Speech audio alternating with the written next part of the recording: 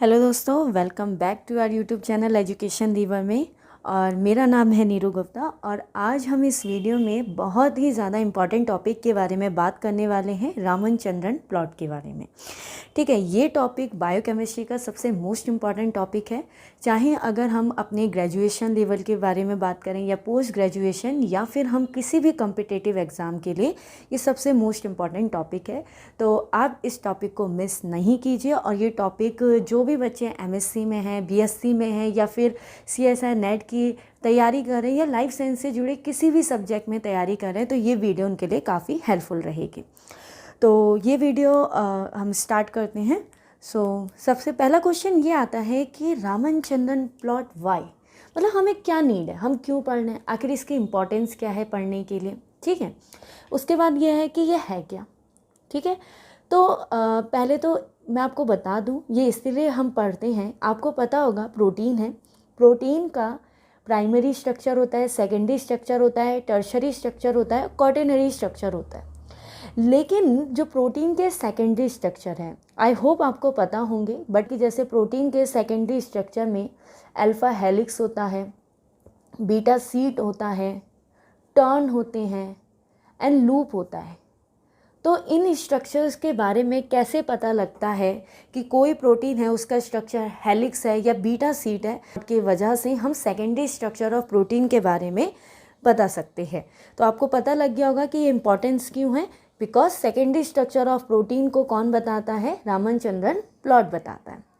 तो एक्चुअल में ये है क्या, इसको जानने से पहले मैं आपको बस इतना, आपको थोड़ा नॉलेज पता होगी कि अगर एक पेप्टाइड बॉन्ड फॉर्म होता है, एक अमाइनो एसिड आपको यहाँ दिख रहा होगा रेड कलर से एंड दूसरा अमाइनो एसिड दिख रहा होगा ग्रीन कलर से। जब इन दोनों अमाइनो एसिड आपस में आते हैं, वाटर रिलीज होता है और इनके बीच में एक पेप्टाइड बॉन्ड क्रिएट होता है।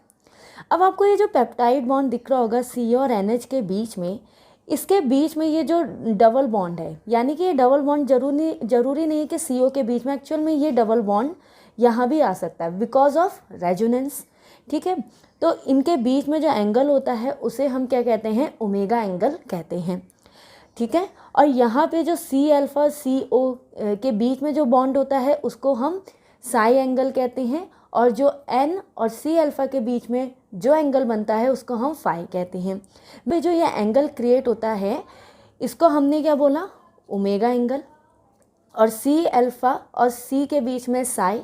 अच्छा, प्रोनाउंस भी देखिए, सी सी मतलब साई, तो कन्फ्यूजन भी नहीं है, सी अल्फा इनके बीच में फाई एंगल होता है। ठीक है, तो एक्चुअल में ये जो आपने पढ़ा होगा कि जो ये प्राइमरी स्ट्रक्चर होता है प्रोटीन का, इसमें बहुत सारे अमाइनो एसिड जुड़ते चले जाते हैं, और जब ये अमाइनो एसिड जुड़ते जाते हैं तो इनके बीच में पेप्टाइड बॉन्ड बनता है। लेकिन ये जो एंगल हैं फाई और साई, इनमें रोटेशन होता है, इनके रोटेशन की वजह से ही सेकेंडरी स्ट्रक्चर पता लगता है।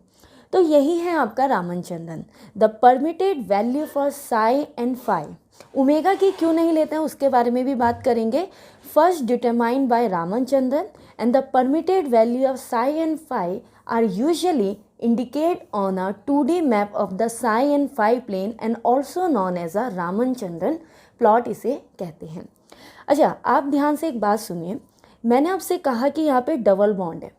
केमिस्ट्री में होता है कि जब एक डबल बॉन्ड होता है, सपोज मैं आपसे ये कहती हूँ मेरे पास ये एक स्केच और एक पेन है। ठीक है, अगर मैं कहती हूँ कि एक एटम यहाँ है, एक एटम यहाँ है, अगर ये सिर्फ सिंगल बॉन्ड होगा तो ये घूम सकता है। ठीक है, लेकिन अगर मैंने कहा कि एक और यहाँ पे बॉन्ड आ जाए, दो पेन होगा और एक एटम यहाँ पे आप समझ लीजिए और एक एटम को यहाँ समझ लीजिए, तो इसको घुमाना टफ होता है। आप खुद भी इसको नहीं घुमा सकते, बहुत ज़्यादा रेस्ट्रिक्ट हो जाता है। तो इसीलिए ये तो एंगल हुए, इसीलिए जो ओमेगा होता है उसका एंगल जो होता है वो ज़्यादा से ज़्यादा या तो 0 डिग्री का होता है और या तो वो 180 डिग्री का होता है। तो इसीलिए ओमेगा को लिया नहीं जाता है। लेकिन ये जो फाई और साई, इनके बीच में तो सिंगल बॉन्ड है, तो ये आसानी से घूम सकते हैं, और इनके घूमने की वजह से प्रोटीन में जो भी एंगल आते हैं उनको एक प्लॉट के थ्रू हम देखते हैं और उससे हम बता सकते हैं कि प्रोटीन का सेकेंडरी स्ट्रक्चर कौन सा है। ठीक है,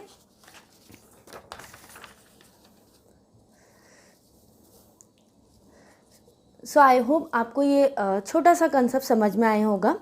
अब इम्पॉर्टेंट बात मैंने जो अभी आपसे बोला, यहाँ पे ये बहुत इंपॉर्टेंट लाइन है, इस पे ऑलरेडी क्वेश्चन भी आ रखा है।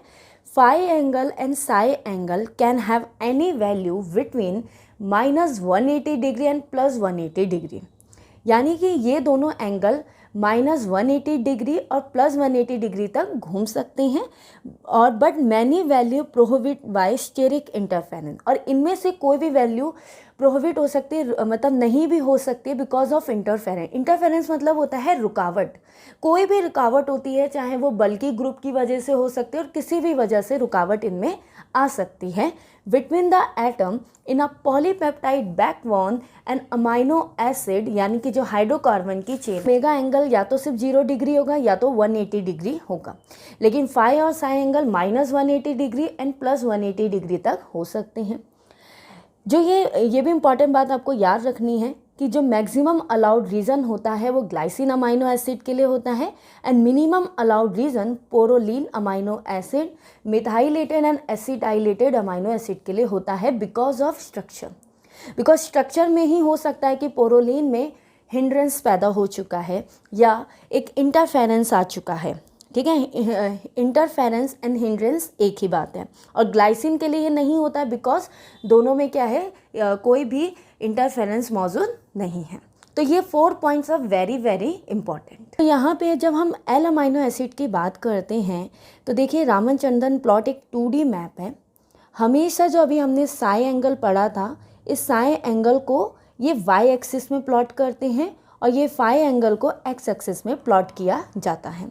यहाँ पे एंगल 0 डिग्री +180 डिग्री और -180 डिग्री, ये 0 डिग्री +180 डिग्री होता है।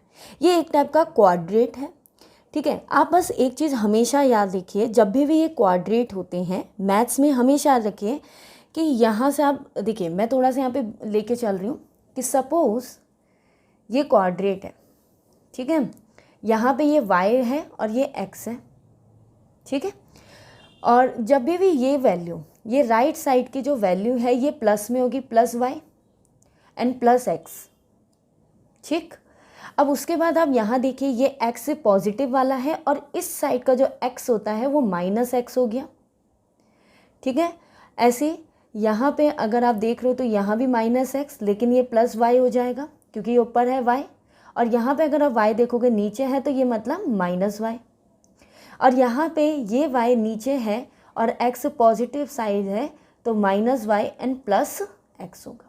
ये क्वाड्रेट है, ये बहुत ज़्यादा इम्पॉर्टेंट है, इसको बस आप ध्यान से समझिए कि y अगर ऊपर है तो प्लस, y नीचे है माइनस, x राइट साइड है तो प्लस, और x अगर लेफ्ट साइड है तो माइनस। और यहाँ पे हम ये पॉइंट ले लेते हैं मिड पॉइंट, जिसको मैं 0 कह सकती हूँ। तो ऐसे रामचंद्रन प्लॉट में भी आप ये देखिए कि +180 डिग्री है, -180 डिग्री है, 0 है, +180 डिग्री है, ठीक है। ये साइड क्या हो गई, राइट साइड, ये साइड क्या हो गई, लेफ्ट साइड। इसको 4 भाग में डिवाइड किया गया है। ये साइड हो गई आपकी अपर साइड, वो भी राइट अपर साइड। ये हो गई राइट लोअर साइड है, मैं इसको ये राइट साइड है लेकिन लोअर साइड है, ठीक है। मैंने यहाँ पे इन UL UR इन सबको समझने के लिए यहाँ लिखा है, UL means upper left, LL means lower left, UR means upper right और LR मीन्स लोअर राइट है। जितना भी आपको वाइट रीजन है, ये रीज़न ऐसा होता है कि यहाँ पे ये जब एंगल मुड़ते हैं तो इनमें हिंड्रेंस पैदा हो जाता है, यानी कि ये अलाउड रीजन नहीं है, ठीक है।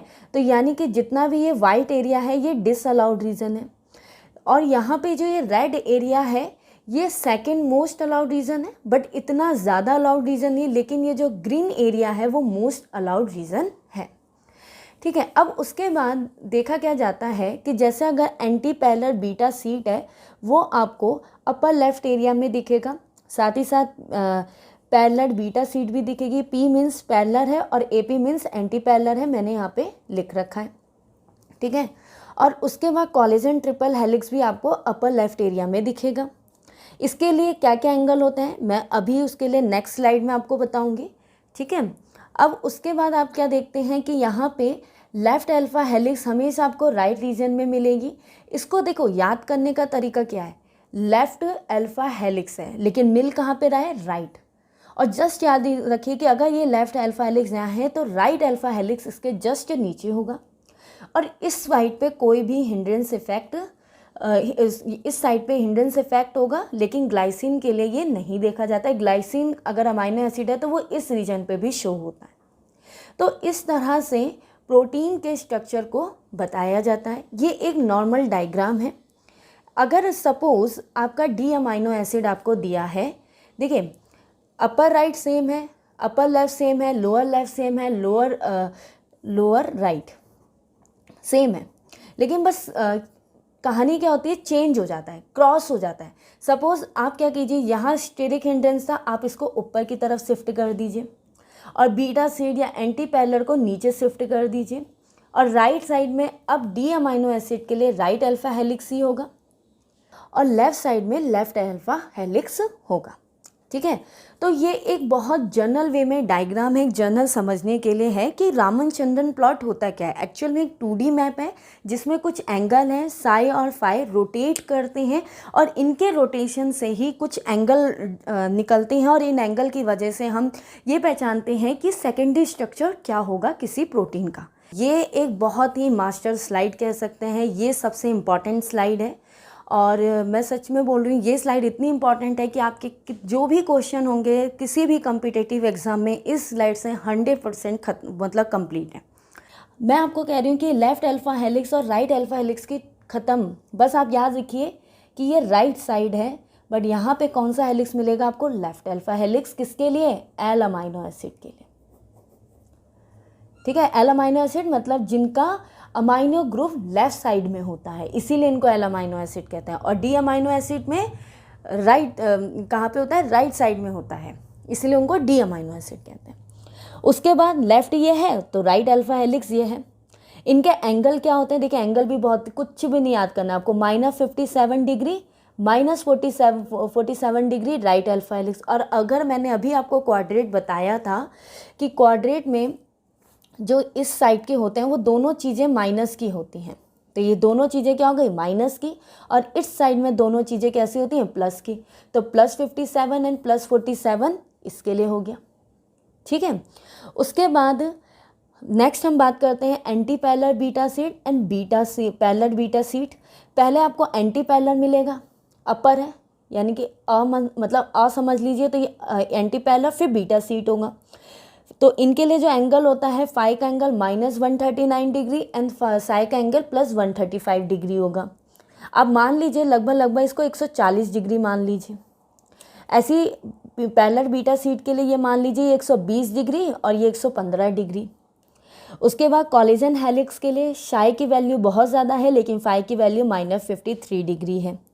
ठीक है, 310 हेलिक्स के लिए ये भी यहाँ पे मिलेंगे, 310 हेलिक्स आपको इसी रीजन में मिलेगा, -49 डिग्री एंड -26 डिग्री। अब उसके बाद टर्न होते हैं, टर्न में भी type first and type second है। जब मैं प्रोटीन का स्ट्रक्चर की वीडियो बनाऊंगी तो मैं डेफिनेटली आपको टाइप फर्स्ट टाइप सेकंड बताऊंगी। बस आप इतना समझ लीजिए, जब टर्न होता है और सपोज टर्न में ये मैं 4 अमाइनो एसिड बना रही हूँ तो यहाँ पे इनके बीच में बॉन्ड होता है। और सपोज जब टर्न होता है, टर्न के समय हम मान लेते हैं कि इसके बीच में बॉन्ड है, तो हो सकता है कि यहाँ पे कुछ ना कुछ तो एंगल होगा, ये 2 अमाइनो एसिड रोटेट कर सकते हैं। तो इसी की वजह से यहाँ पे अगर मैं A1 अमाइनो एसिड ये A2 बोलूँ, A3 बोलूँ या A4 बोलूँ, तो इन्हीं अमाइनो एसिड की वजह से हम इनको type first and type second amino acid कहते हैं। तो टाइप सेकंड के लिए एंगल क्या होंगे, -60 डिग्री एंड +120 डिग्री, मतलब आपको टाइप सेकंड एक यहाँ मिलेगा और एक +80 डिग्री एंड 0 डिग्री एक आपको टाइप जो सेकंड है वो आपको यहाँ मिलेगा। टाइप फर्स्ट के लिए क्या है, देखो टाइप फर्स्ट के मैं एंगल कैसे याद करती थी, 30 दूनी 60 30 दूनी 60 एंड 33 90, तो मैं ऐसे याद करती थी। तो ये बहुत इजी है कि -30 -60 -90, तो आपको 2 टाइप फर्स्ट एक यहाँ मिलेंगे और एक टाइप फर्स्ट आपको यहाँ मिलेगा। आप ये जो एंगल हैं इनको याद कर लीजिए। आप प्लॉट में तो खुद भी बना देंगे क्योंकि एग्ज़ाम पॉइंट में ये क्वेश्चंस आते हैं इसी से। नेक्स्ट वीडियो में मैं आपको बताऊंगी कि कैसे हम रामचंद्रन प्लॉट के क्वेश्चंस को कर सकते हैं। और आप इसका स्क्रीनशॉट ले लीजिए क्योंकि ये एक एज अ समरी है। अगर आपको रामचंद्रन प्लॉट समझ में आ गया है तो ये भी आपको ईजी तरीके से समझ, देखिए इसके लिए आपको एंगल रोज़ लिखने पड़ेंगे। मैं भी जब CSIR की तैयारी करते थे तो मैं भी इनकी रोज़ रोज़ लिख लिख के प्रैक्टिस करती थी। तो डेफिनेटली आपको याद हो जाएगा कि कोई चीज़ अगर आप रोज़ रोज़ लिखोगे तो वो डेफिनेटली आपको याद हो ही जाएगी। सो गाइस, आई होप आपको ये वीडियो पसंद आई होगी, और अगर आपको ये वीडियो पसंद आई है तो आप please like, share and comment कीजिएगा। और अगर आप चाहते हैं कि मैं रामचंद्रन प्लॉट के CSIR नेट के क्वेश्चंस कराऊँ तो आप मुझे कमेंट सेक्शन में बता सकते हैं। And thank you for watching this video.